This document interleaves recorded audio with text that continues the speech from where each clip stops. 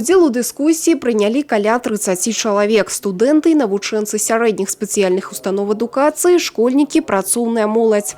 Сярод спікераў першы сакратар абласнога камітэта БРСМ Юрый Сихянюк, начальник аддзела па справах моладзі Брэсцкага аблвыканкама Ігор Саюк и депутат Палаты прадстаўнікоў Нацыянальнага сходу Беларуси Павел Попко. Я считаю, что данное мероприятие необходимо проводить с целью услышать молодежь, услышать их интересы, услышать их волеизъявление, то, что они хотят видеть в государственной молодежной политике в будущем, не только в 2021 году, но и в целом на ближайшие 5 лет, так как сейчас принимается новая государственная программа образования и молодежная политика, частично изменяется направление по реализации государственной молодежной политики. Чем больше посещаю дискуссионных площадок, тем больше убеждаюсь во мнении, что правильная и уникальная, наверное, технология, фишка нашего государства – это сохранение молодежной политики. На сегодняшний день на дискуссионных площадках высказывается тревога о сохранении семейных ценностей.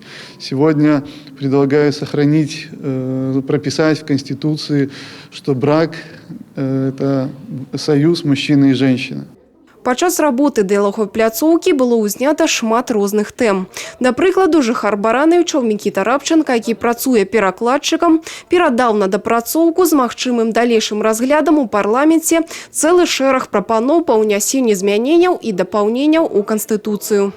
Всеобщее избирательное право должно ограничиваться некоторым образовательным цензом. То есть должен быть введен государственный экзамен на знание таких элементарных базовых вещей, как основы конституционного права, принципы макроэкономики, ну и некоторая теория социального управления, теория государственного управления, чтобы мы были гарантированы от безграмотного выбора толпы.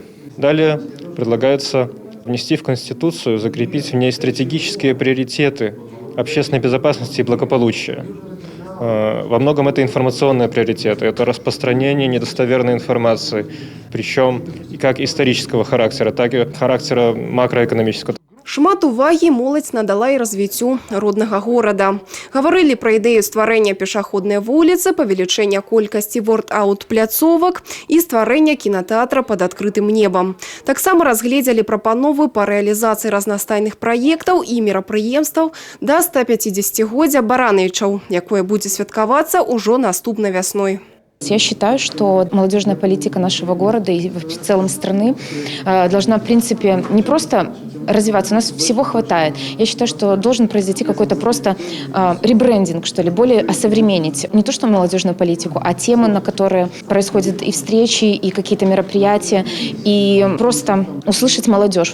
Дарэчы, свае ідэі, прапановы і меркаванні наконт развіцця дзяржаўнай маладзёжнай палітыкі, унясення змяненняў у Канстытуцыю можна таксама накіроўваць праз інтэрнэт-платформу «Рух наперад», створаную па ініцыятыве беларускага маладзёжнага парламента. Алена Ракуць, Юлія Кравчук, Мікалай Рускі, тэлерадыёкампанія «Брэст».